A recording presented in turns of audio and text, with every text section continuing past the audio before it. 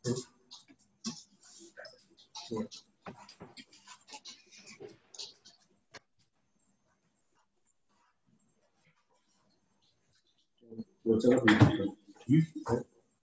benar balik banget mau repot mau untuk dikit. Nggak usah. Nggak apa-apa di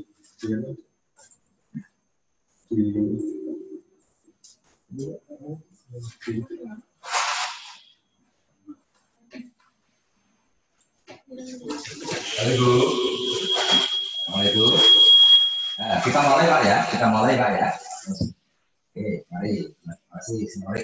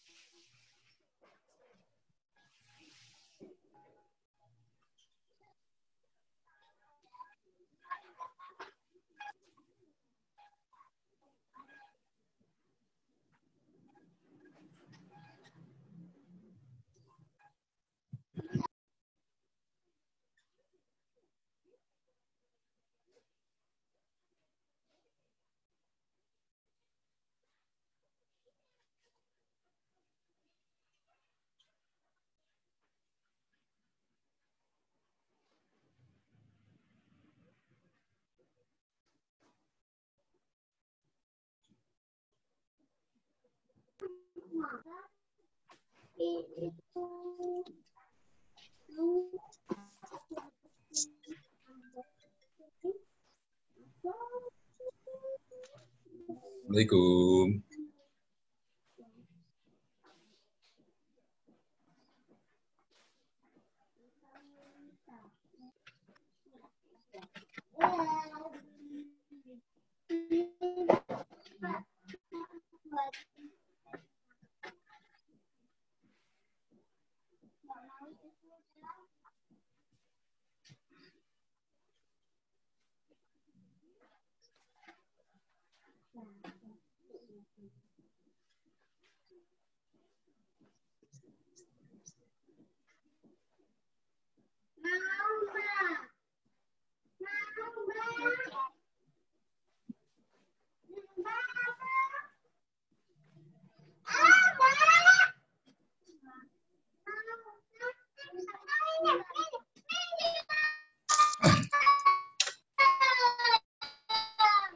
Assalamualaikum warahmatullahi wabarakatuh. Waalaikumsalam Alhamdulillahirabbil alamin wassalatu wassalamu ala asrofil anbiya'i wal mursalin wa ala alihi wa ashabi ajma'in amma ba'du. Bapak, Ibu-ibu, peserta workshop ekonomi keakraban yang saya hormati. Pertama-tama marilah kita manjatkan rasa syukur kita kehadirat Allah Subhanahu wa taala.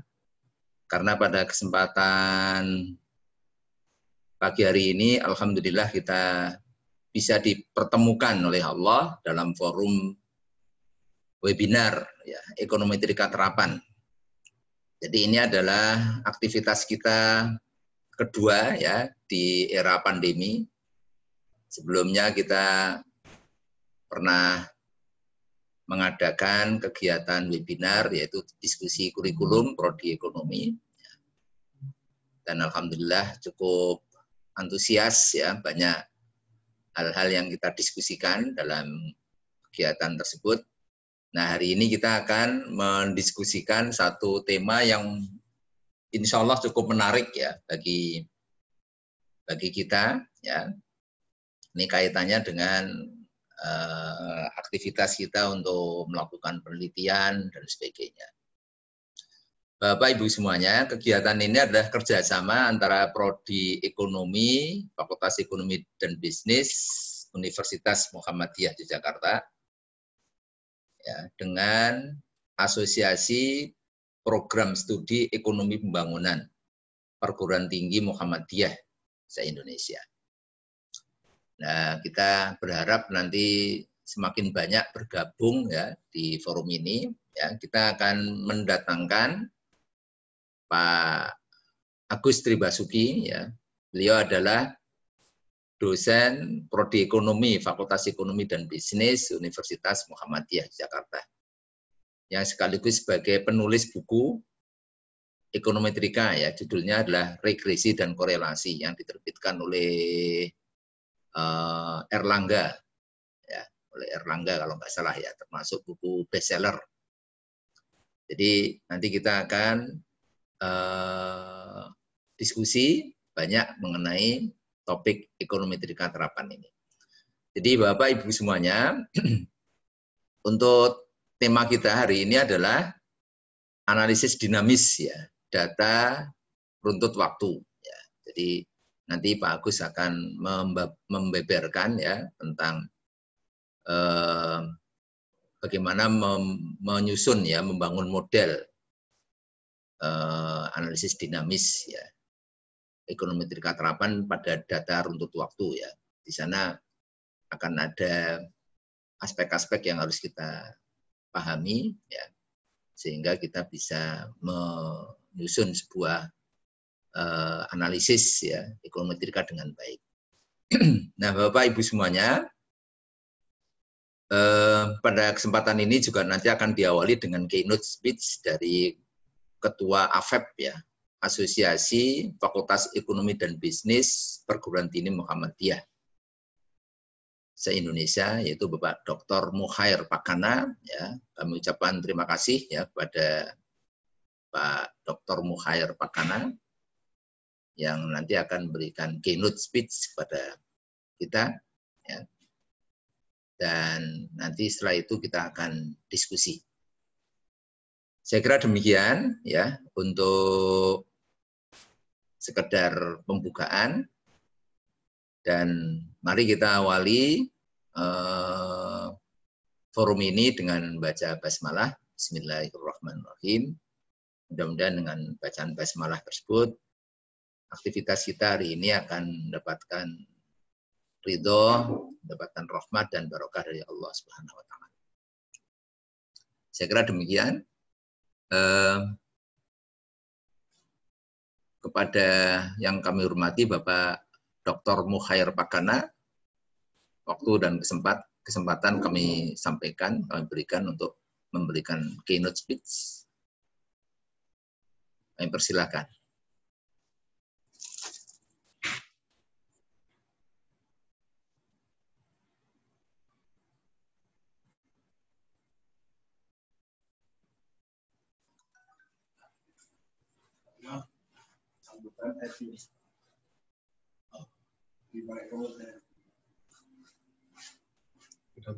Oke, mungkin Pak Mukhair belum gabung, ya, dengan kita. Nanti keynote-nya mungkin bisa di akhir aktivitas. Kita akan beri kesempatan dulu kepada Pak Agus Tribasuki untuk menyampaikan materinya. Monggo Pak Agus.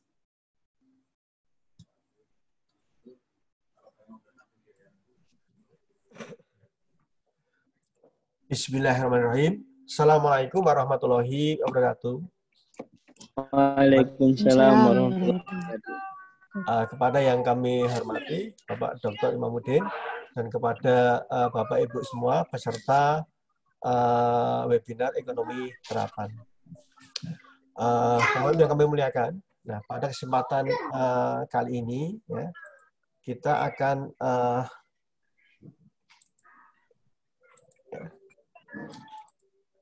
akan membahas, bentar Pak Ibu, ini saya cek dulu, ya.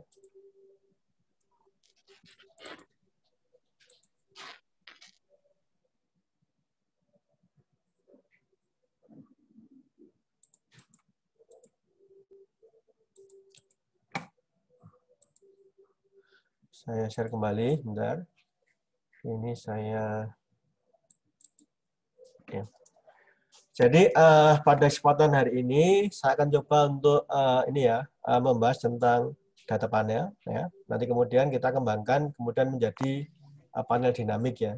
Jadi nanti, ya, saya mencoba untuk mengambil 2 case atau mungkin nanti 3 case, ya, tentang panel dinamik, ya.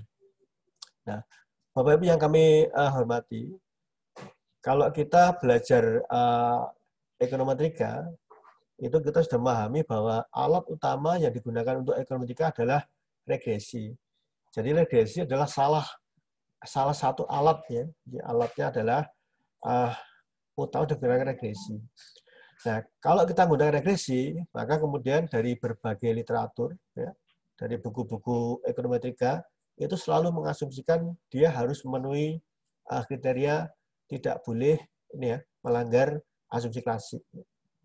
Ya, yang kemudian sering kemudian kita jumpai di banyak literatur, kita menggunakan ada 4 indikator untuk asumsi klasik ya, linearitas ya. Biasanya ini tidak wajib karena kita sudah mengasumsikan bahwa model yang kita bentuk sudah berbentuk linear ya. Nah, kemudian dia menuliskan adalah normalitas ya. Kemudian non multikolonialitas, kemudian homosekidaritas dan non autokorelasi. Ya. Ini yang kemudian kita gunakan rata-rata aspirasi seperti ini. Dan bentuk umum untuk regresi linear adalah seperti ini ya. Jadi Y sama dengan B0 plus B1 X1 dan seterusnya sampai mu. Artinya adalah residu atau error. Nah, di sini nanti kita melihat bagaimana kita membentuk model itu yang kemudian memenuhi kriteria yang kita harapkan. Tidak bias ya. Atau dapatkan model yang blue. Based, linear, unbiased estimator. Nah, di sini nanti kalau kita lihat dari literatur, terutama dari AC Hervé, ini minimal ada indikator bahwa model dikatakan model baik. Ya. Dia ada parsimoni, ya, atau sederhana. Kemudian dia dapat diidentifikasi, dia memiliki kemampuan untuk diidentifikasi. Dia memiliki adalah goodness of it. Ya. Kemudian secara teori, dia memiliki kriteria. Dan kemudian terakhir dia dapat diprediksi kekuatannya ya. Nah, namun kita sering melihat ya, rata-rata kalau kita lihat hasil regresi itu tidak memenuhi yang kita harapkan. Ya. Makanya muncullah di sini kemudian kita sering dapat jangan hanya bias, spesifikasi ya. Kenapa bias? Karena satu ya, kesalahan spesifikasi ini ya, ini karena satu, kita kadang-kadang menghapus variabel yang relevan atau variabel inti. Ya. Dampaknya apa? Biasanya R-nya rendah. Ya. Karena variabel inti itu tidak kita masukkan, justru malah dihapus. Yang kedua, kita memasukkan variabel yang minor, ya, variabel yang bukan utama. Kemudian penggunaan bentuk fungsional tidak tepat. Ya. Jadi adalah kita kesalahan pengukuran. Harusnya kita menggunakan data yang kemudian kita menggunakan data real, tapi kita memakai data nominal. Itu salah satu pengukurannya ya. Atau kadang-kadang kita ketemu juga antara data BI dengan BPS ya. Berbeda dalam inflasi untuk data bulanan ya. Kadang-kadang BI pakai man-to-man atau dia gunakan key-to-key. Nah, kemudian berbeda dengan ini juga terjadi karena ada kesalahan pengukuran. Ya. Jadi inilah salah satu inti utama dari ekonometrika seperti ini ya. Jadi nanti kalau kemudian kok kita kemudian R-nya rendah, oh ada kemungkinan inilah yang kemudian kita membentuk salah satu kesalahan spesifikasi. Karena model utama tidak kita perhatikan, justru variabel minor yang kita masukkan. Kemudian bentuknya, apakah kita akan menggunakan model dalam bentuk logaritma, semilog, semilognya apakah di Y, apakah semilognya di X, atau sama sekali kita nggak gunakan model logaritma. Ya. Itu yang sering terjadi ya. Sehingga inilah yang sering diawali banyak peneliti itu kemudian hasilnya tidak seperti yang diharapkan. Ya. Karena inilah yang mudah terjadi. Nah, karena hari ini kita akan belajar tentang model dinamis, maka saya jelaskan dulu ya, apa itu model statis dan apa itu model dinamis ya. Nah, jadi di sini model itu dikatakan statis itu apabila hubungan antara variabel terikat Y dan X bersifat serentak.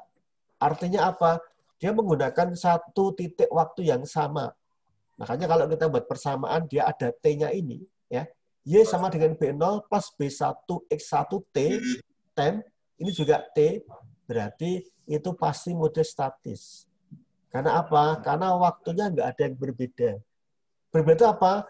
Kalau yang di sini X1T di belakang X1T-1. Oh, berarti apa? Sudah ketemu satu titik waktu yang tidak sama. Jadi kalau model statis, kita menggunakan T yang sama. Artinya, kalau kita ngamati tahun 2000, berarti tahun 2000 berpengaruh ke tahun 2000. Ya. Jadi kejadian saat ini berpengaruh ke saat ini juga. Nah, beda kalau kita nanti gunakan dinamis, kejadian saat ini belum tentu berpengaruh saat ini, tapi bisa berdampak setahun yang akan datang. Berarti kita butuh lag. Ya. Nah, nanti kita di sini, kita bisa melihat kalau statis, datanya ada interval atau rasio, dia menggunakan time series atau panel. Ya. Karena kita mau bicara ini ya, kita bicaranya adalah time series atau panel, atau ini kita bisa ini ya, menggabungkan ya antara panel, antara cost dan time. Dan di sini kalau kita statis ada good model di sini, maka ini yang kemudian tadi yang saya bilang tadi. Kita bisa awalnya kita plot dulu ya kan, dengan scatter plot titiknya membentuk apa? Oh, dia bentuknya kalau kemudian dia membentuk pola linier, ini sudah cukup. Tapi kalau kemudian dia membentuk pola dan tidak linier, maka dia bisa menggunakan double log atau dia bisa menggunakan semi log. Ya. Tergantung, ya, jadi ada dalam model itu ada 4 kemungkinan. Ya. Model sama sekali tidak ada lognya, ya. Model tanpa log, model dengan log, atau semi log. Bisa di Y, bisa di X. Nah, ini nanti sudah berbeda koefisiennya, cara baca juga berbeda. Ini ya. Nah, sekarang bagaimana kalau model adalah model dinamis?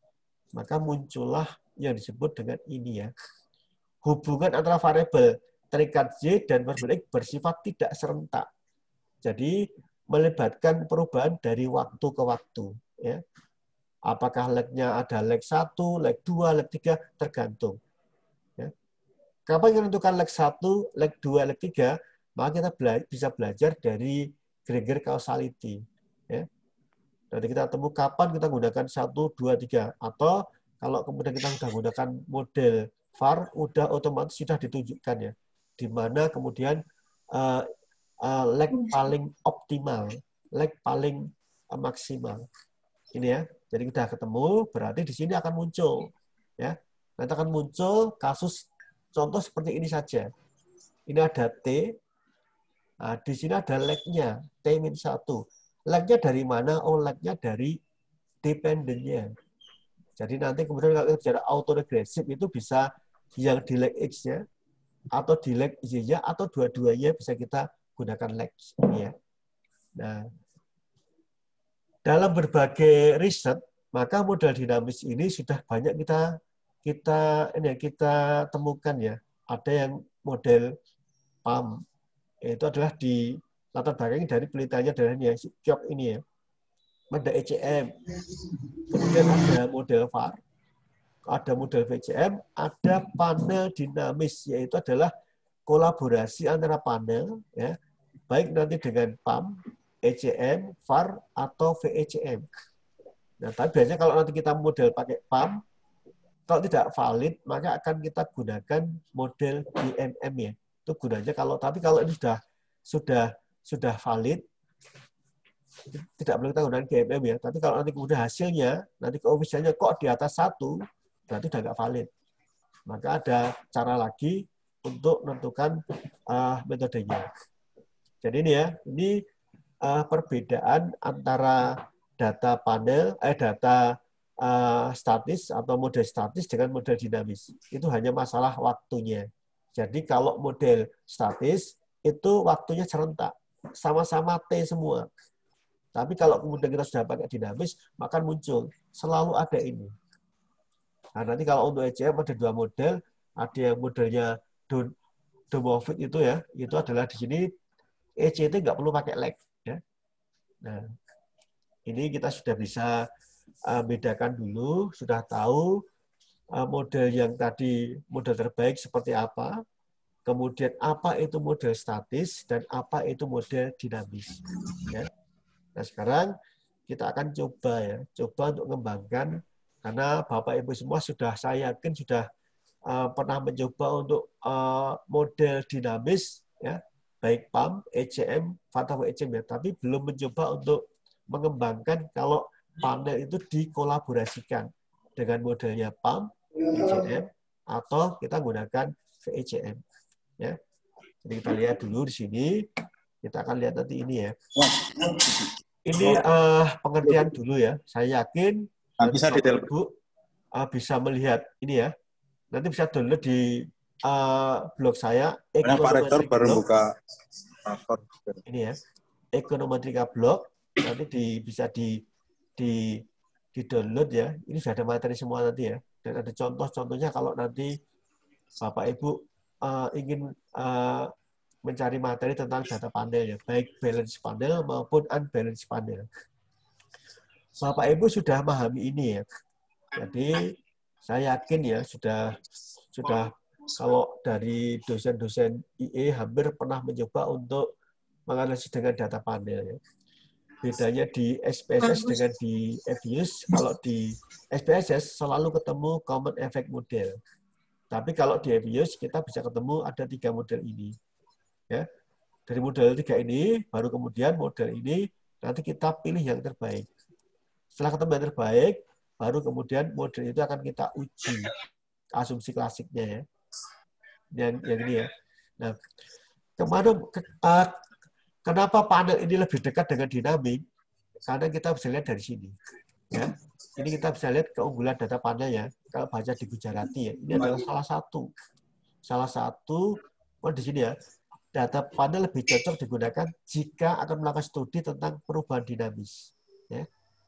Ini yang kemudian dari saya baca di Gujarati tahun 2004 ya. Di sini ada ini.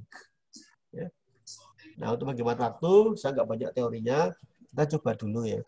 Kita coba dulu untuk nanti kita ini ya membahas kasus tentang panel dan kemudian panel di dinamis 1 dan 2. Nah, saya hanya sekedar mengulang dulu ya ini. Sebagai contoh, saya punya data ini ya. Jadi saya punya data GDP, kemudian populasi, kurs, GFCF, kemudian ini ya, ini adalah kalau GDP itu adalah gross domestic product, kemudian ada POP itu adalah populasi, ada kurs, kemudian ini ada GFCF itu hampir mirip dengan ini ya, dengan investasi, kemudian LIR adalah tingkat suku bunga, TR adalah tax revenue, trade adalah nilai perdagangan, IVA adalah industry value added. Saya mengambil data ini dengan 5 negara ASEAN ya. Saya gunakan 5 negara yang besar ya di sini. Berarti kita bisa menggunakan data panel. Ini ya. Ini kita buat data di sini. Nah, dari sini nanti kita coba untuk kita analisis, kita gunakan tadi, inilah tahapannya. Ya. Jadi kalau nanti kita gunakan panel statis, maka setelah kita regres, kita dapatkan 3 persamaan. Kita pilih. Ya. Jadi kalau antara common effect sama fixed effect, maka temu uji Chow. Berarti uji Chow ini, hipotesis H0-nya, common effect lebih baik daripada fixed effect.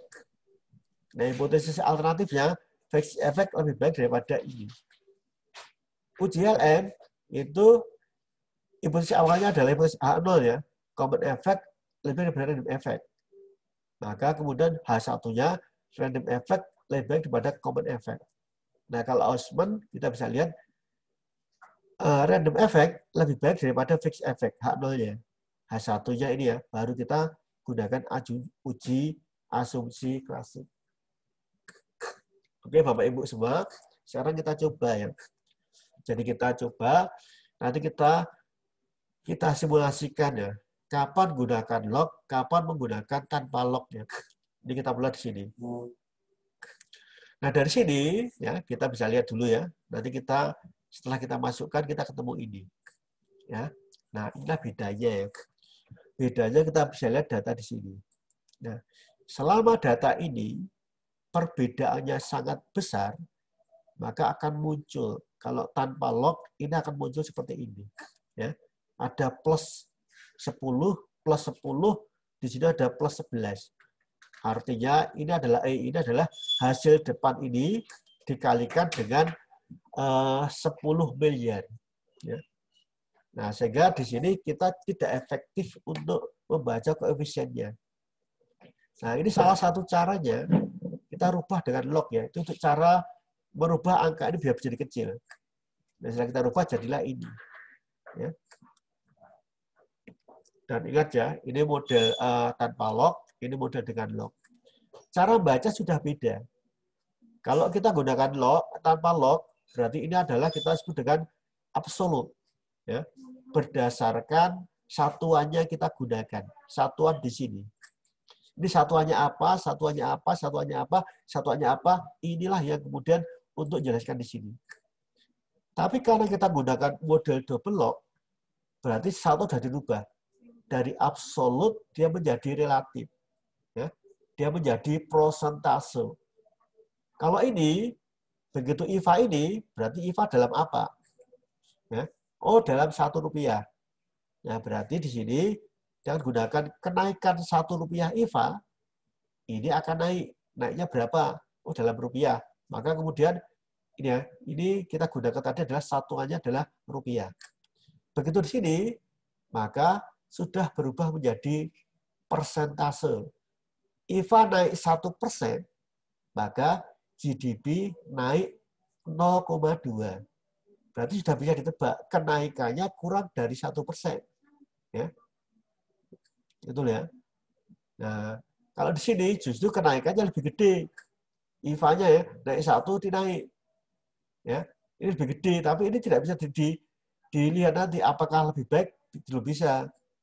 Begitu kita gunakan di sini, maka jelas 1% IVA naik, maka GDP hanya naik 0,24. Dan di sini kita bisa lihat efektivitasnya ketemu. Di sini tidak bisa nih ya. Nah, dari sini ini ketemu. Ya, ini kita menggunakan logs, kita ketemu. Ini adalah model yang disebut dengan model tadi ini. Kita ketemu yang common effect model. Ini ya, itu ketemunya di sini. Ya, kemudian kita analis lagi, dapat lagi ini. Ini fixed effect, dapat lagi random effect. Nah, nanti Bapak Ibu perhatikan di sini, ini kita bisa lihat di sini ya. Kalau nanti perbedaannya, kapan kita gunakan ini ya, gunakan yang lebih baik antara fixed effect sama random effect ya. Selain dari uji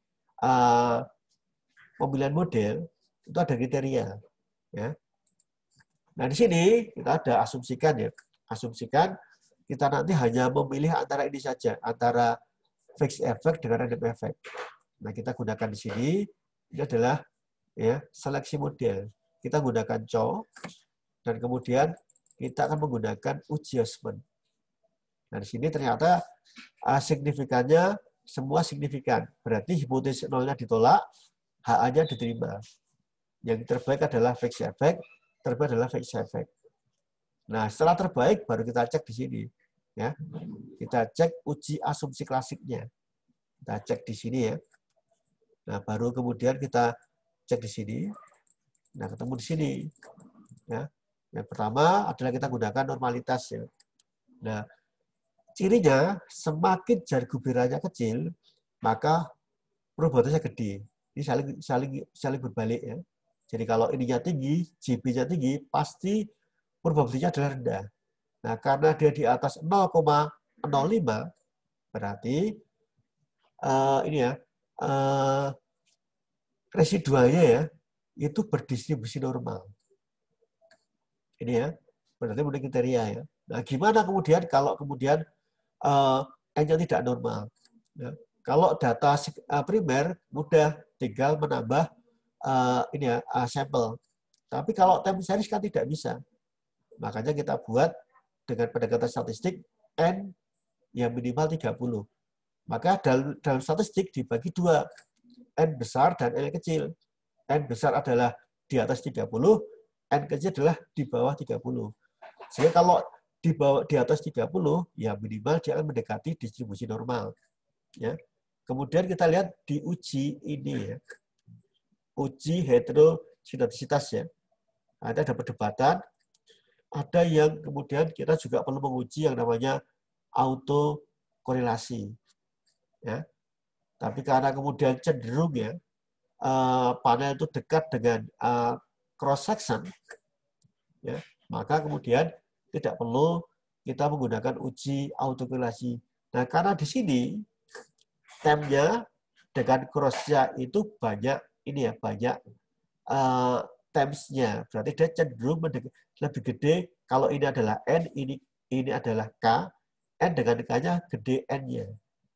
Makanya saya menggunakan uji adalah di sini dengan ini ya, autokorelasi. Ya.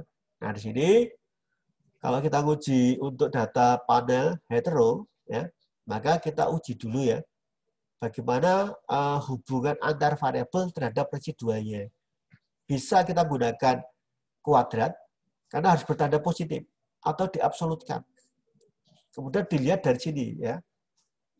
Nah, ini misalnya dari sini ya. Dari sini. Kalau ini kemudian dia kok ada yang tidak signifikan, ada yang signifikan, contoh adalah ini. Ya. Kita lihat lagi F statistiknya. Ya. Nah, kita bisa lihat dari di sini kita bisa melihat salah satu indikator ya. Kalau ini sudah memenuhi kriteria, ya berarti perubahan dari variabel bebas tidak pernah merubah residual. Berarti dia konstan tetap. Ini ya. Nah, kemudian ini juga statistiknya adalah secara keseluruhan. Semuanya, ya, ini adalah F secara keseluruhan. Statistiknya itu ini adalah di atas 0,05. Berarti secara keseluruhan ini tidak berpengaruh. Buktinya adalah ini secara keseluruhan ya. Nah, kalau tadi sini ya, adalah kita gunakan absolut atau dikuadratkan, maka kalau uji autokorelasi cukup pakai residualnya. Ya. Kemudian kita pakai Lex ini. Ya. Lex 1 dan Lex 2, kita juga akan lihat ini. Ya. Atau di sini juga. Oh, berarti dia lolos. Ya. Nah, maka inilah yang kemudian kita dapat panel terbaiknya ini ya. Kita dapat di sini. Nah, baru kemudian dari sini kita bisa melihat ya. Kita bisa lihat, oh di sini mana kemudian koefisien yang paling besar. Ya, yang rendah nanti jadi kelemahannya. Kita contoh kelemahan adalah ini ya, investasi ini ya. Ini tandanya negatif. Dan seterusnya ya. Ini contoh Bapak Ibu ya. Nah sekarang kita coba untuk modifikasi dari panel ya statis menjadi panel dinamis ya. Sebagai contoh, kita gunakan data ini. Ya. Nah, kita gunakan ada PDRB. Saya gunakan kasus DIY. Ya. Kemudian indeks pembangunan manusia, konsumsi rumah tangga, konsumsi pemerintah, industri pengolahan, industri jasa ini. Ya. Nah, kemudian sebelum kita mulai ini, maka kita coba untuk mempelajari apa yang disebut dengan model PAM ya. Kita turunkan dulu ini fungsinya bahwa PDRB dipengaruhi ini. Ini ya.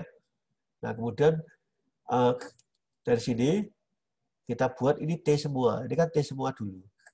Ya. Jadi kalau pakai model ini adalah model yang statis. Nah, kemudian dibuat seperti ini. Ini bukan GDP tapi PDRB ya. PDRB-T itu adalah bagian dari sama dengan bagian dari ini theta ya. Adalah GDP T, ini bintang. Ini kalau dibuat PDB ya. Plus 1 theta ini. Jadi kalau ini ditambah, ini kan bagian ya. Jadi kalau nanti ditambah ini pecahan, ini juga pecahannya. Ini GDP, ini ada GDP-T, ini ada T-1, berarti ada lag. Nah, kemudian dimodifikasi, ini disesuaikan dengan cara disubstitusikan. Karena ini adalah PDB-T, PDRB-T, maka yang ini nggak pakai bintang ya. Ini berarti ini taksiran. Bintang ini ya, kita bawa ke sini. Ya. Nanti hasil akhirnya ketemu ini. Nah, ini adalah salah satu kita sudah bisa mengembangkan panel dengan model ini ya, panel PAM ya. Karena apa? Ada ini ya, ada ini apa? Lag untuk PDRB-nya. Lag-nya adalah lag dari variabel dependent-nya. Ini ya. Nah, kemudian sekarang kita coba kita olah di sini. Ya, karena tadi Bapak sudah bisa ngolah, maka kemudian ini akan saya buat hasilnya ini. Ya. Saya buat tadi, bedanya cuma di sini ya. Ini ada lag. Ada lag 1. Nah, kita gunakan log semua. Ini kita buat ini. Nah, salah satu syaratnya kalau dinamis, maka yang ini wajib signifikan. Dan angka koefisien ini adalah penyesuaian. Perbedaan ya, antara ini ya, harapan dengan realita. Dalam satu periode itu bisa disesuaikan ya. Oh, berapa 1 dikurangi ini. Ya. Ini sudah valid karena angkanya antara 0 sampai dengan 1. Ini tidak boleh negatif atau tidak boleh di atas 1. Ya, ini sudah valid ini. Ya. Nah, dari model ini kemudian maka kita pilih lagi. Ya, seleksi model terbaik ini. Ya, kayak tadi ya. Kita pilih. Nah, ini signifikan semua berarti adalah modelnya adalah fixed effect lebih baik. Ini ketemu ya. Ketemu. Di sini kita bisa melihat ya. Nah, kemudian karena kita dinamis, biasanya dinamis itu bisa kita kembangkan. Ya, kita bisa melihat bagaimana hasil jangka pendek, hasil jangka panjang. Ya. Nah, kalau kita menggunakan model PAM ini, berarti hasilnya adalah hasil jangka pendek. Makanya kita harus buat jangka panjangnya juga. Gimana caranya? Berarti ini ya, jangka pendek ini akan dibagi oleh koefisien penyesuaian. Koefisien penyesuaian apa? Adalah ini. Ini 1, 0,42 ini adalah 1 dikurangi ini. Ya, dikurangi di sini. Ini apa gambarnya? Gambarnya kelihatan nggak nih? Ini ya, disesuaikan. Tadi ini karena 40 ini ya. 40 ini ya, ini kan 4 ini ya. Oh, itu 421 berarti oh ya, karena ini menghilangkan impor ya. Ini impor dihilangkan, berarti hasilnya beda. Ya, impor nggak ada, ini ada semua. Nah, saya cuma menghilangkan tadi ini ya. Nah, nanti ini ketemu ini. Angka ini diperoleh dari jangka pendek IPM dibagi 1 0,42 ketemu ini. Dan seterusnya. Ya. Dan seterusnya. Ini yang kemudian ini ya. Nah, di sini kita sudah ketemu jangka panjangnya. Nah, sehingga kita bisa melihat, membandingkan ya dengan model dinamik tadi, bagaimana hasil jangka pendek dan kemudian hasil jangka panjangnya. Ya. Kita bisa melihat, tapi biasanya hampir rata-rata jangka panjang itu pasti nilai koefisiennya adalah di atas jangka pendek. Kita bisa lihat di sini. Ya. Kita bisa melihat ya. Nah, selanjutnya kita coba untuk aplikasi lagi untuk yang panel yang lainnya. Kita gunakan panel ini. Nah, kita gunakan tadi yang di sini. Ini data yang tadi ya. Data yang tadi panel submit, kita rubah menjadi panel dinamik. Nah, dengan apa? Kita kembangkan nanti ini. Kita kembangkan modelnya tadi ini. Ya. Kita gunakan ECM ya. Kenapa kita pakai ECM? Ini kita gunakan salah satunya ini. Keuntungannya. ECM sudah melakukan spesifikasi model atas bentuk umumnya. ECM sudah menjelaskan informasi jangka panjang, jangka pendek dari data. ECM sebagai salah satu model dinamik untuk mencari penyelesaian data runtut waktu yang tidak stasioner. Ya. Jadi kalau data tidak stasioner, maka solusinya adalah kita pakai ECM. Tapi kalau data adalah stasioner, kita gunakan PAM tadi. Jadi ini adalah untuk data yang stasioner atau data level. Makanya dalam model PAM tidak ada uji stasioner. Ya. Dibuatnya kalau diuji, ternyata malah datanya adalah tidak lolos di level. Ya. Itu nanti kemudian tidak memenuhi untuk jadi modelnya PAM ya. Nah ini ya. Nah kemudian di sini ya, ini keunggulannya ya. Nah sekarang kita coba di sini. Bagaimana caranya? Ini bedanya cuma di sini ya. Dia di ECT ini. ECT itu ini. Berarti persamaannya dipindah saja. ECT sini, ECT berarti ini kurang depannya ya. Karena ada ECT, ya berarti depan dikurangi ini.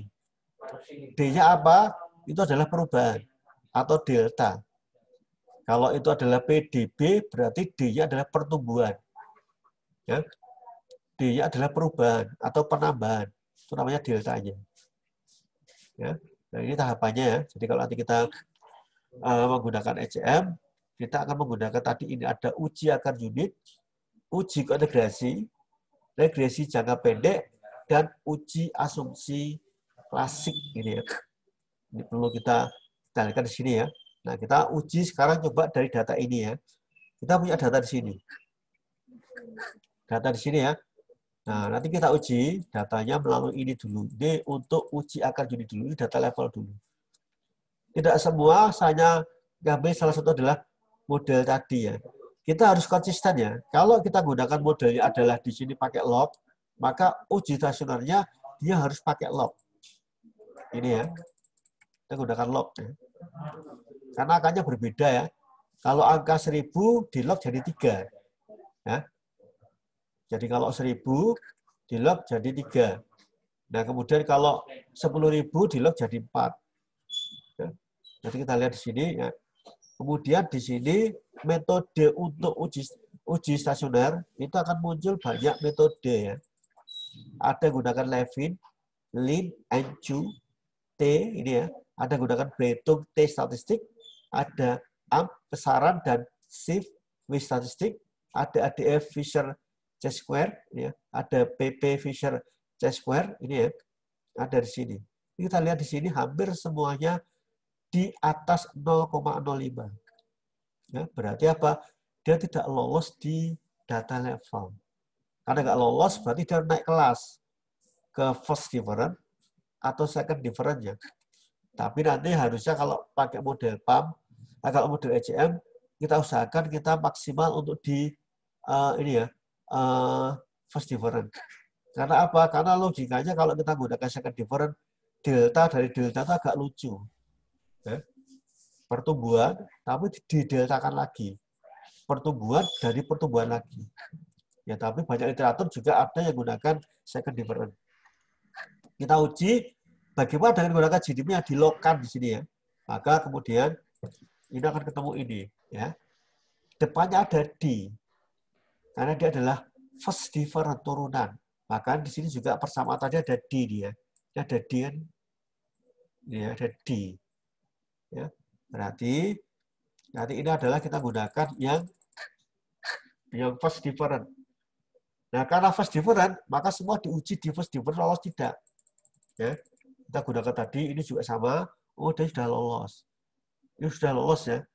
Kecuali ini, tapi kita bisa gunakan metodenya ini ADF atau PP ini ya. Semuanya lolos ya. Dicek ini ya. Ya. Kita lihat. Semuanya ini lolos ya.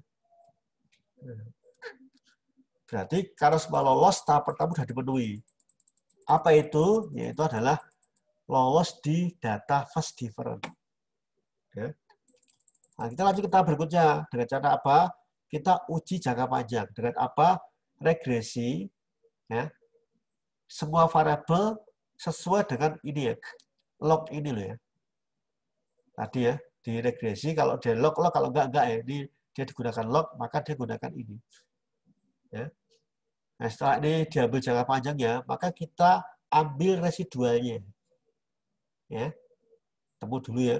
Tapi karena mau pakai yang apa dulu, karena ada dua model, ada fixed effect model, kemudian ada rem, kita pilih dulu, ketemunya ini. Ya. Kita pilih yang ini ya, kita pilih yang signifikan, berarti kita pilih yang ini. Kita pilih residualnya, maka ketemunya ini, ECT. ECT dia lolos di data level. Ya. Kita ambil tadi ADF atau PP sudah dia lolos. Ya. Nah, karena dia sudah lolos, nah baru nanti ini akan menjadi variabel ya. ECT ini ya, variabel dia di sini. Kenapa tidak pakai elek di sini? Ya, karena ketemunya ini. Dia tidak valid ya. Negatif. Kalau kemudian dia positif, maka kita gunakan yang ini saja. ECT tanpa lag. Karena apa? Ini modelnya adalah modelnya si ini ya, Domofit El-Badawi. Ya. Dia nggak perlu pakai like, tapi kemudian model ECM valid apabila tanda khususnya adalah bertanda positif. Tapi kalau kita gunakan like, dia adalah bertanda negatif. Ya. Dan yang kita gunakan tadi, kita bisa lihat datanya Widarjono 2009.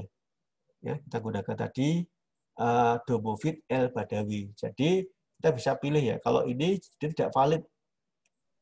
Karena tandanya positif, ya, harusnya negatif. Yang kalau kita gunakan ECT, baru kita ambil yang tanda positif dan signifikan semua. Ini signifikan, tetapi dia tidak memenuhi kriteria. Ya. Baru kita uji semua dengan asumsi klasik ini. Ya. Ya, asumsi klasik semua di sini, kita lihat ini sudah lolos. Ya. Yang kedua, heteronya. Kita lihat semua. Ini kita bisa lihat di sini, dia nggak lolos. Tapi di sini kita lihat hampir semua variabel, kecuali konstanta dia. Itu semua di atas 0,05. Jadi T-nya, T statistik, atau ini ya, semua tidak lolos. Berarti kita bisa gunakan bahwa kesalahannya adalah konstan. Karena peningkatan variabel tidak mempengaruhi residu. Ya, kita bisa pilih ini, kita bisa, kalau ini tidak lolos ya, kita gunakan yang uji T-nya. Ya, kalau uji T-nya ini ada yang 1, 2, kita lihat di sini. Ini sudah memenuhi kriteria bahwa terpenuhi. Nah, uji multicolnya, kita lihat tadi kalau, jadi banyak cara, ada metode dalam ekonometrik, kita bisa gunakan satu-satu. Oh, kita bandingkan dulu. Ya, jadi kalau tadi kita gunakan data tadi ini, R-nya sekian, 98 ya. Nah, kita bisa gunakan pentahapan. Variabel bebasnya variabel terikatnya dihilangkan, kita rekrut antara variabel bebas. Ketemunya semua di bawah 0,98. Ya. Nah, kemudian kalau kita butuh autorelasi, sama tadi di resit, lag-nya 1, 2. Ada lag 2. Jadi ketemu, F1-nya tidak signifikan. Ya. Tidak signifikan. Nah, baru kemudian ini ya. Biasanya kalau ini kemudian tidak signifikan semua, ini signifikan, ini cenderung mendekati angka 2. DV-nya dekati angka 2. Ya. Kita bisa lihat tadi ini ya. Nah, ini yang kemudian kita sudah gunakan simulasi untuk panel dinamis yang model kedua. Nah, baru nanti kemudian ini ada salah satu ya, ini ada model yang GMM ya, ditambah seperti ini ya. Nah, cuma hari ini saya cukup untuk jelaskan saja untuk dinamis 1, dinamis 2. Nanti kita lebih banyak saja untuk ke diskusinya ya, diskusi tentang permodelan ini ya. Nah, jadi nanti kalau ini ya kita diskusi lebih baik diskusi daripada saya jelaskan yang Bapak Ibu semua sudah pintar-pintar juga ya. Jadi saya hanya refreshing saja, hadir refreshing tentang panel, baik panel statis maupun panel dinamis dengan model dinamis 1 dan dinamis 2. Mungkin itu yang bisa saya berikan dulu. Ya. Kurang maaf. Assalamualaikum warahmatullahi wabarakatuh. Waalaikumsalam warahmatullahi wabarakatuh. Terima kasih Pak Agus Tribasuki yang telah menyampaikan materi yang sangat menarik ya tentang analisis dinamis data runtut waktu. Jadi materi ini sangat bermanfaat baik bagi dosen maupun bagi mahasiswa ya. Untuk dosen ini adalah materi yang bisa kita gunakan untuk melakukan penelitian-penelitian. Ya. Misalnya kita menggunakan data panel ya untuk penelitian pada semua provinsi di Indonesia ya dari kurun waktu tahun tertentu sampai yang terakhir ya. Ini menjadi satu materi yang sangat sangat menarik. Oke, saya kira demikian. Nanti di akhir materi ada keynote speech dari Ketua AFEP ya, Pak Dr. Moher Pakana. Tapi sebelumnya kita beri kesempatan dulu bagi para peserta. Mungkin ada yang ingin ditanyakan, silakan.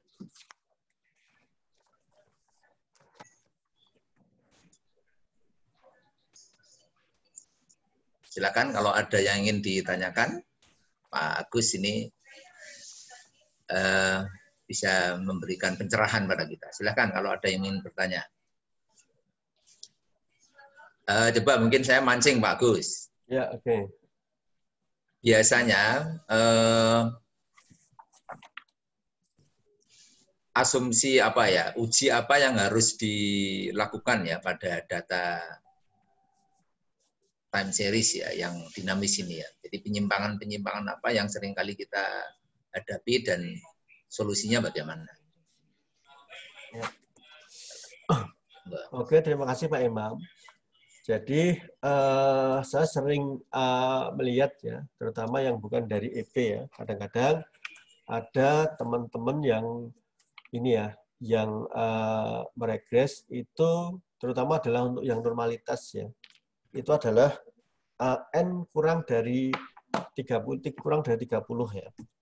Dan kadang-kadang kemudian karena dalam ekonometrika yang wajib ditampilkan itu 3 ya. Biasanya adalah multikoloritas, hetero, dan auto. Maka sering kalau dia tidak normal, tidak ditampilkan. Ya. Yang normal itu adalah dia ditampilkan ya. Nah, makanya kemudian kalau untuk data time series jelas kalau kita sering menemui adalah masalah teknis. N-nya terbatas. Karena N-nya tidak terpenuhi, maka solusinya kita bisa gunakan dengan data panel. Kenapa? Panel itu ada minimalnya juga. Kalau kemudian yang lainnya bisa 30, panel kita bisa menggunakan yang N-nya adalah ketemu. Minimal dikalikan adalah di atas 50. Betul. Semakin baik, semakin bagus untuk data panel. Ya. Jadi kita gunakan misalkan, jangan sampai kemudian data panel ya itu adalah N-nya terlalu sedikitnya. Makanya kenapa kemudian untuk kasus-kasus di akuntansi dan manajemen, mereka tidak menguji yang namanya autokorelasi karena N dan K-nya itu banyak K-nya. Contohnya LQ45, itu adalah 45 perusahaan dan yang menggunakan 5 tahun. Ya, berarti cross-nya lebih gede daripada tem. Karena gede cross-nya, berarti data cenderung dia mendekati adalah data yang cross section, sehingga apa tidak perlu ada diuji autokorelasi ya. Nah, jadi yang baik ya, karena kita berpijak ke ekonometrika, apalagi dosen EP, apapun yang berhubungan dengan regresi itu harus diuji asumsi klasik ya. Bahwa ada perdebatan juga yang dari itu nggak perlu tadi yang tergantung. Kalau EP kita nggak perlu asumsi klasik kalau kita hanya memprediksi. Jadi kita akan cari pertumbuhan ekonomi, tapi kita cari prediksinya saja, bukan koefisiennya. Tapi kalau kita koefisiennya, itu harus pakai asumsi klasik. Karena apa? Dikhawatirkan ada bias. Kalau nanti dia bias, bisa terjadi underestimate, atau dia malah kemudian dia menjadi overestimate. Ya. Jadi kalau asumsi klasik itu, karena dibahas 5, tapi yang utama ada yang 3. Yang hetero, auto, sama multicol. Multicol itu juga tergantung. Multicol yang serius atau tidak serius. Kalau tidak serius, berarti walaupun ada multicol, tapi semua tetap signifikan. Karena salah satu cirinya multicol itu adalah R-nya besar, F-nya besar, tapi sedikit yang signifikan. Tapi kalau R-nya gede, F-nya gede, kok semua signifikan, berarti multicol dapat diabaikan. Nanti bisa baca di Gujarati ya. Jadi multicol tadi juga dilihat. Kalau ada multicol tapi kok tidak serius, itu di dalam Gujarati boleh diabaikan. Ya. Tetapi kalau kemudian auto, hetero, itu wajib untuk diperbaiki. Ya. Itu dulu Pak Imam. Oke, makasih Pak Agus ya. Ini ada pertanyaan dari Bu Emi Widyasuti ya. Dari IAIN Salatiga.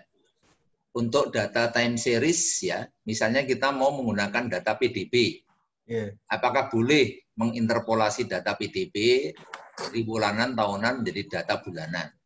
Apakah dapat menjadi data yang valid? Silakan Pak Agus. Oke, terima kasih Bu Emi. Jadi untuk PDB itu kalau ingin interpolasi itu lihatlah scatter plot-nya. Kalau adalah trennya adalah linear, berarti dia boleh diinterpolasi. Tapi ingat Bu, kalau semua data diinterpolasi, berarti itu kan data ramalan. Itu tidak boleh kemudian Ibu untuk regres. Misalkan konsumsi diinterpolasi, PDB diinterpolasi, investasi diinterpolasi, semua tadi itu nanti lucunya adalah datanya semua interpolasi dia gunakan untuk regresi. Regresi itu kan kita juga mencari taksiran, ya. Sehingga kalau hanya interpolasi adalah 1 atau 2 itu boleh. Tapi kalau sebagian besar data itu diinterpolasi, itu nanti akan muncul multi-call-nya ya. Saya sudah nyoba tadi ya. Itu akan terjadi karena semuanya tren semua. Ya kalau ini di-trend lagi, ya pasti hubungannya ini. Sehingga apa? Kemungkinan muncul multi-call-nya akan sangat tinggi. Betul ya? Jadi kalau hanya interpolasi boleh. Kenapa? Karena pemerintah hanya menjaga PDB itu tahunan atau maksimal kuartalan. Tapi tidak bisa harian. Tidak bisa bulanan. Inflasi bisa. Kita gunakan IHK bisa. Kemudian kita untuk tingkat bunga bisa bulanan. Nah, temannya harus bulanan.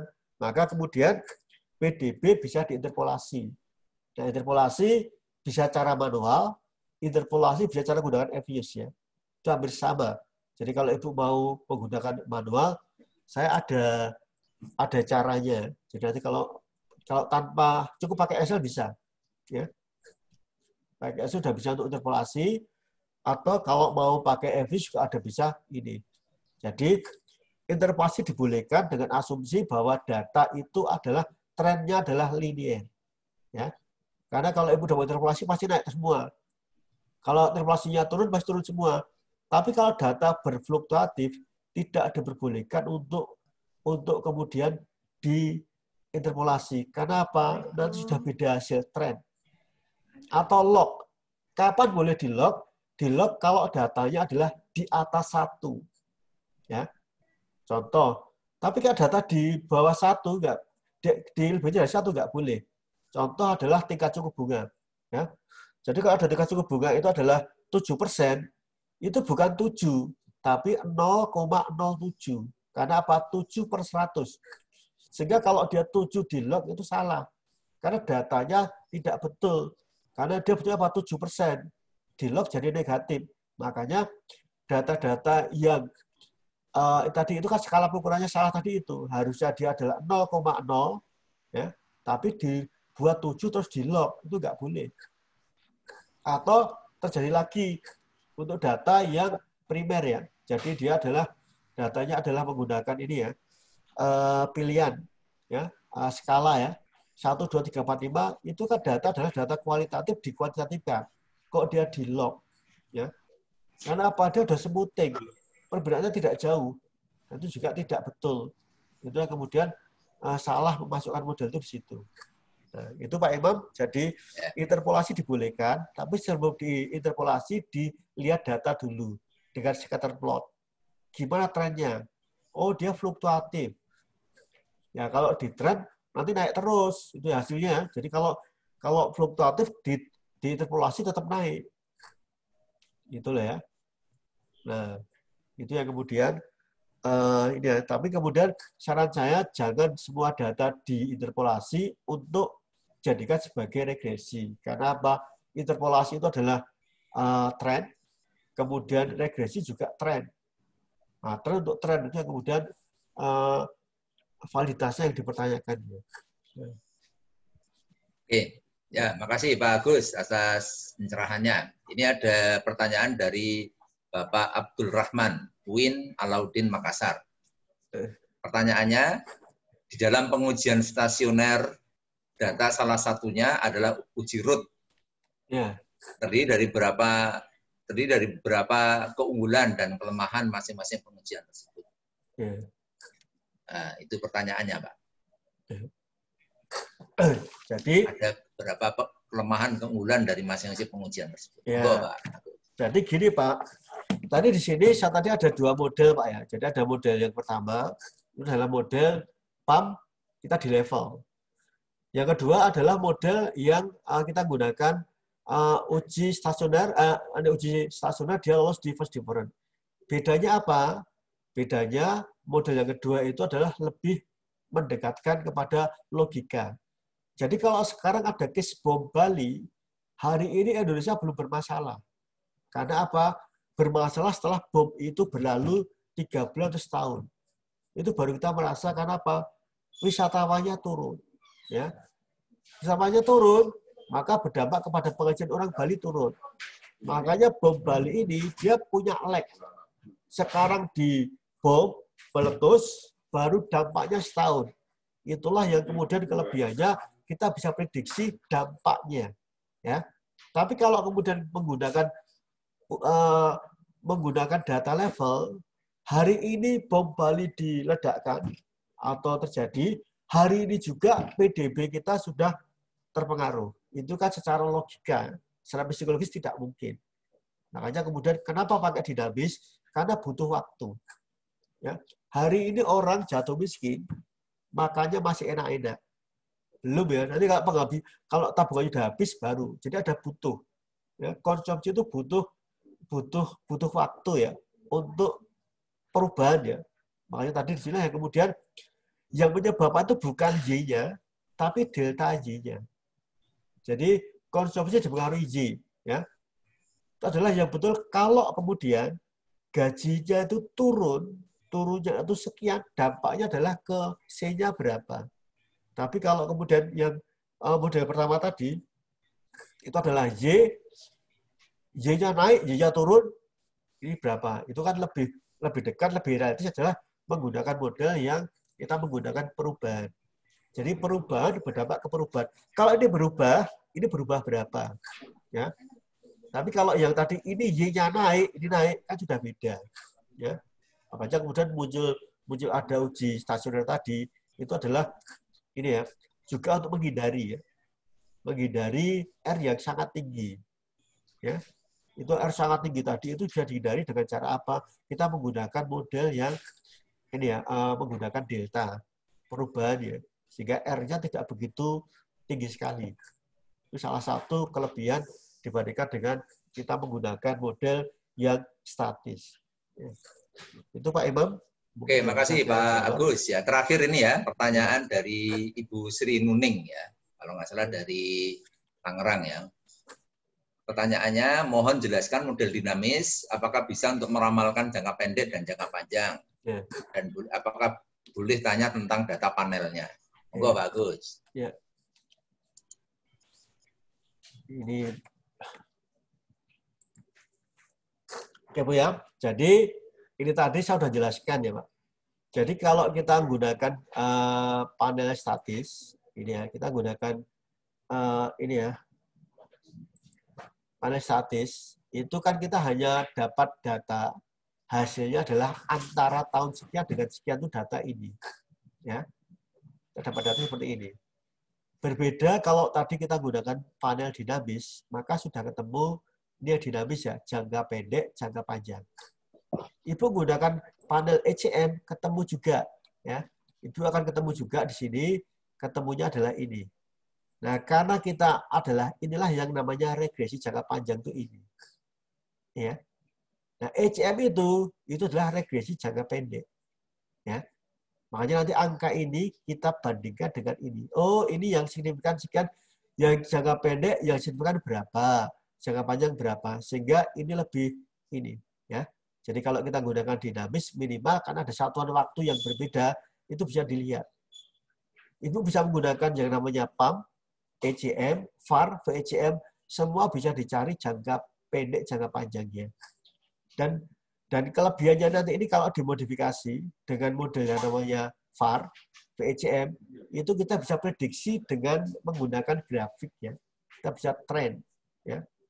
Nah, makanya tadi inilah keunggulannya tadi kalau kita gunakan modelnya ini tadi, ini seperti contoh di sini ya. Ini ya, kita bisa gunakan jangka panjang dan jangka pendek dari data. Ya. Ini juga bisa dilihat dari jangka pendek, jangka panjang. Nanti kalau kemudian ya, ini yang kemudian ya, jadi kalau saya sering bicara dengan teman-teman dari EP, Ekonomi Bangunan, atau dari ini ya, bedanya apa mahasiswa EP dengan mahasiswa manajemen akuntansi. Kalau manajemen akuntansi, atau manajemen manajemen atau akuntansi itu mereka susah nyari data. Contohnya opini. Karena kesusahan nyari data, maka modelnya cukup model bentuk umum regresi. Untuk EP seperti kita ini data banyak sekali. Data Bank Dunia, IFS, International Financial Statistics, kemudian BPS dapat data.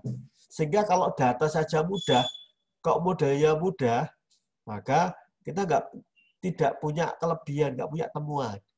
Makanya untuk IE ini, karena datanya mudah dibuat, ya kita nyoba untuk modelnya yang agak ini ya sederhana, tapi yang agak modelnya adalah yang realistis. Ya. Nah, bedanya kalau dengan teman-teman dari manajemen akuntansi, karena datanya primer.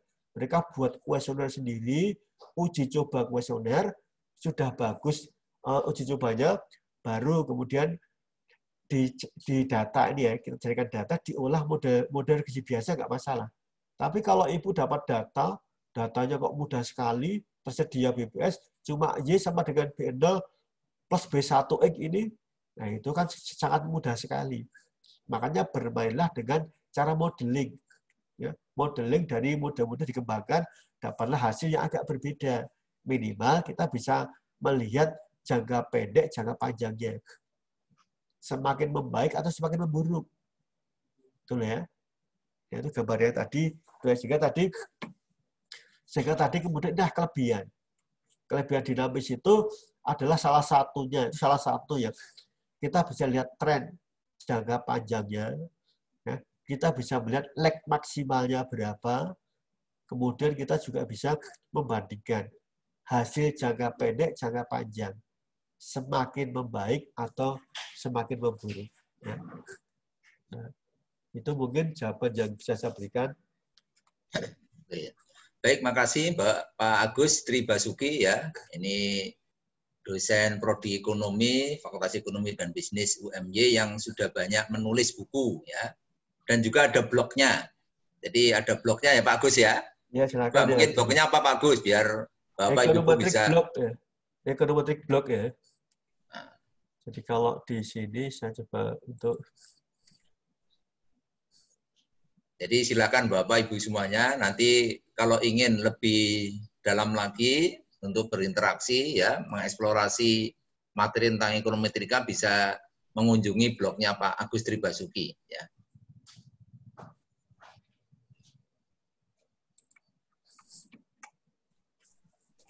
Oke, begitu ya Pak Agus ya. Ya, oke. Terima kasih Pak Agus ya. Mungkin bisa dituliskan Pak Agus blognya di chatnya ya, itu. Saya di chatnya ditulis. Ya, saya sarankan dulu. Saya cari tulis di chat itu.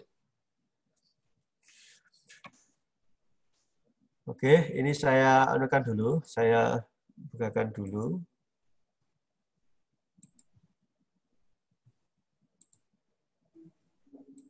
Nah, nanti saya cari ini Pak ya. Jadi Bapak Ibu bisa cari ini saya punya blog ini Econometrics ya. Saya cari di situ dan terutama adalah ini ya. Ini kalau cari itu ada semua, silakan ya kalau mau di tulis saja di itu Econometric blog ini ya. Nah, ada lambangnya Econometric blog sudah ini ya. Ya. Kita ketemu. Materi hari ini ya. Jadi Bapak Ibu bisa melihat materi hari ini adalah materi ini tinggal diklik ketemu. Nanti tinggal cocokkan saja Ibu bisa untuk berlatih. Bapak Ibu bisa berlatih untuk kemudian bagus ya. Buatkan. Jadi Bapak Ibu cukup nanti cukup ini ada tutorialnya. Kalau mau ini regresi logistik ada tutorialnya. Kemudian kalau ini untuk ini ada status dinamis. Ini ada VCM dan aplikasi. Silakan nanti cari untuk lihat di situ bisa. Ya, oke, makasih Pak Agus. Jadi Bapak Ibu semuanya cukup mudah ya untuk mengakses materinya. Diklik aja Ekonometrika blog ya. Econometric blog nggak pakai K, Pak. Oh, Econometric blog. Ya. Ya, .com. Baik, terima kasih. Untuk mengakhiri acara ini kita mendengarkan ya keynote speech dari Bapak Dr. Mukhair Pakana. Kepada beliau kami persilakan. Baik Pak. Baik, bismillahirrahmanirrahim. Assalamualaikum warahmatullahi wabarakatuh. Waalaikumsalam warahmatullahi wabarakatuh. Alhamdulillah, alhamdulillahillazi arsala rasulahu bil huda wa dinil haq liyudhhirahu 'ala dini kullihi wa kafa billahi shahida. Asyhadu an la ilaha illallah wahdahu la syarikalah wa asyhadu anna Muhammadan abduhu wa rasuluhu. Alhamdulillah, alhamdulillahirabbil alamin. Pak Agus Tri yang saya hormati, kemudian Pak Imam yang mengundang kami hadir di tempat ini, kemudian teman-teman partisipan, juga dari pengurus APSEP, ya, Asosiasi Program Studi Ekonomi Pembangunan, juga para undangan yang lain, ya. Alhamdulillah, terima kasih semuanya, terutama Pak Agus dan Pak Imam mengundang kami sebagai Asosiasi Fakultas Ekonomi dan Bisnis Perguruan Tinggi Muhammadiyah. Saya sebagai ketua mengapresiasi acara ini diundang sebagai rasa penghormatan yang ke AFEP. Karena ini mungkin ada yang yang umum, ya pesertanya mungkin saya sampaikan. AFEP ini Asosiasi Fakultas Ekonomi dan Bisnis Perguruan Tinggi Muhammadiyah, itu anggotanya 54 perguruan tinggi Muhammadiyah. Ya, di situ ada ini kumpulan para dekan.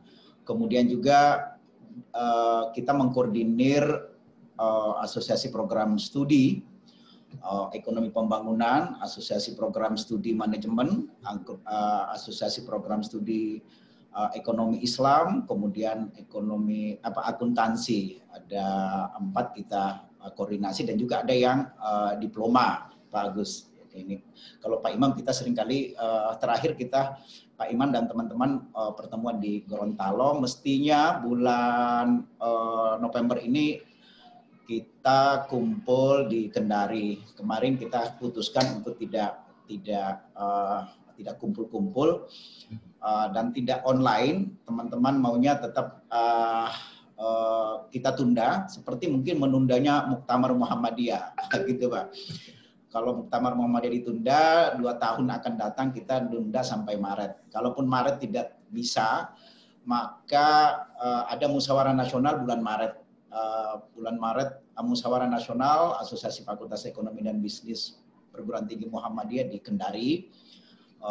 Di situ nanti akan diundang semua semua asosiasi prodi, kemudian juga dekan-dekan di 54 perguruan tinggi Muhammadiyah. Bapak Ibu yang saya hormati, para partisipan, pertama mohon maaf tadi salah masuk Pak Imam, saya ikut sama Pak Rektor, saya sapa-sapaan kok cari-cari Pak Imam kok nggak ada, Pak Tri juga, Pak Basuki, Pak Agus kok nggak ada, ya. Kemudian kok ini acara internasional, saya akhirnya pamit. Ternyata acaranya ITL, ya, gitu. Kok ada orang-orang luar gitu, Pak? Ya, ini orang bicara Islamic Economics tadi itu, Pak. Kok saya salah ruangan gitu ya? Ya kabur tentunya. Ya. Pak Rektor nanya, kok kabur? Ya saya salah kamar, salah ini. Saya mana Pak Imam? Akhirnya saya masuk, mohon maaf Pak Agus sudah jalan, ya. Akhirnya saya pamit lagi karena mimpin rapat di kampus, dan alhamdulillah 10 menit lalu ikut join dengan di acara ini, Pak Agus, Pak Imam, dan teman-teman semua.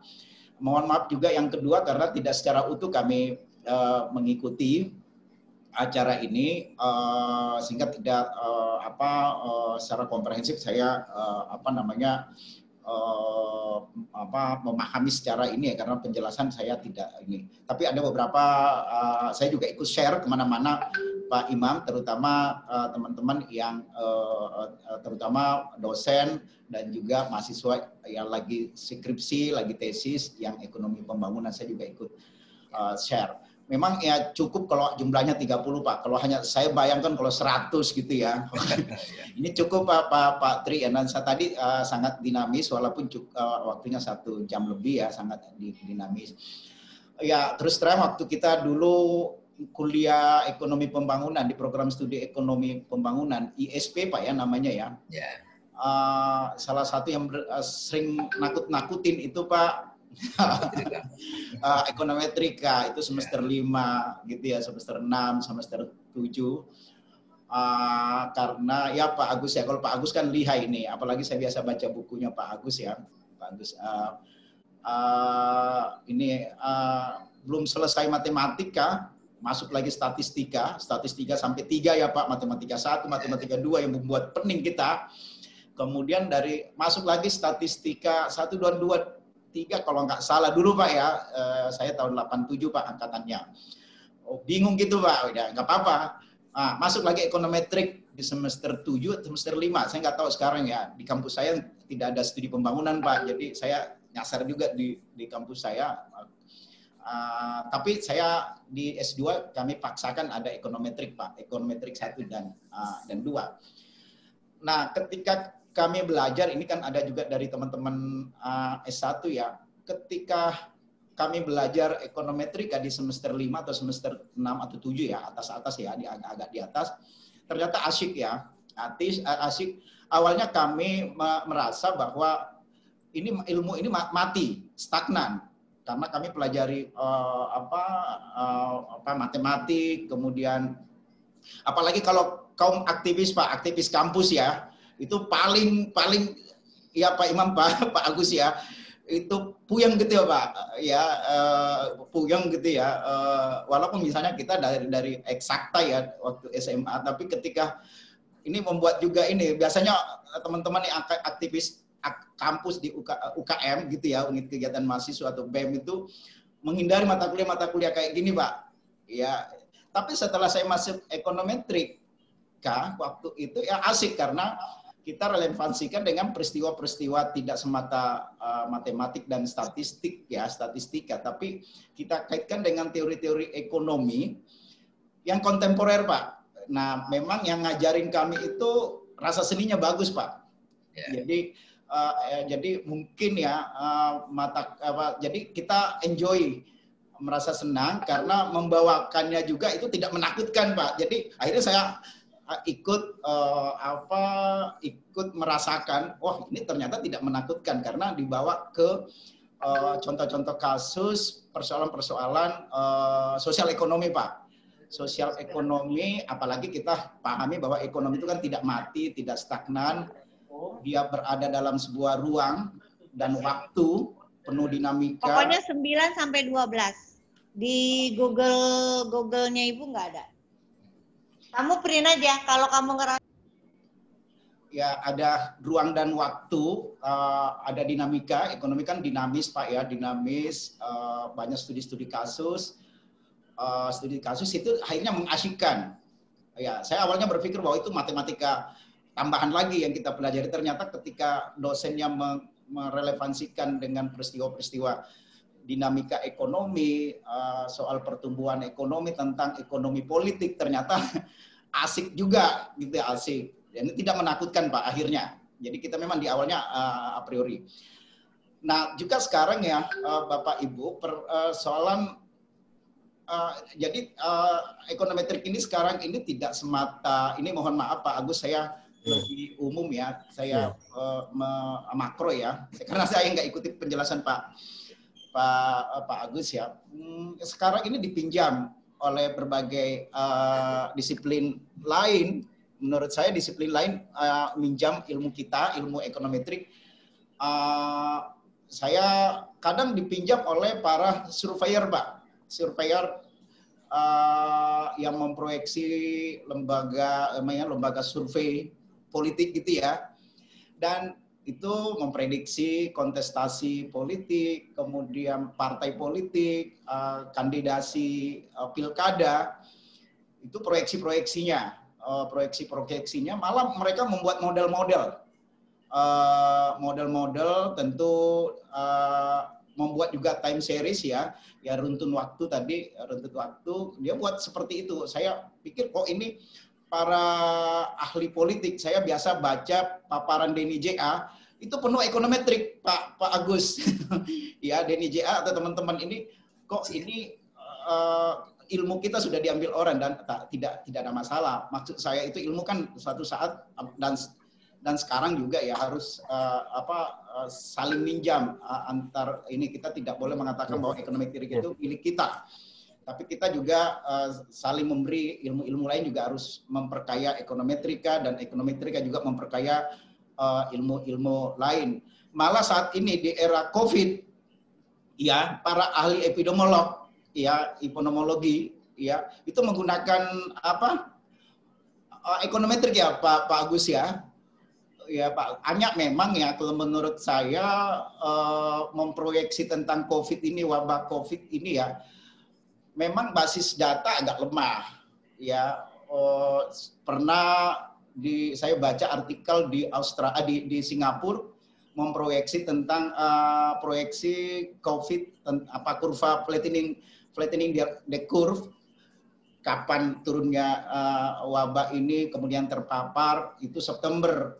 Ternyata ya karena pakai ekonometrik, saya langsung bilang, wah ini bisa salah karena kalau data kita bagus, valid ya, saya kira bisa. Tapi akhirnya apa yang diproyeksi oleh teman-teman di Singapura itu ya, itu juga agak sulit memproyeksi karena mungkin sekali lagi data-data yang terpapar COVID ya itu tidak ini. Time series-nya itu ngacau sehingga ngaco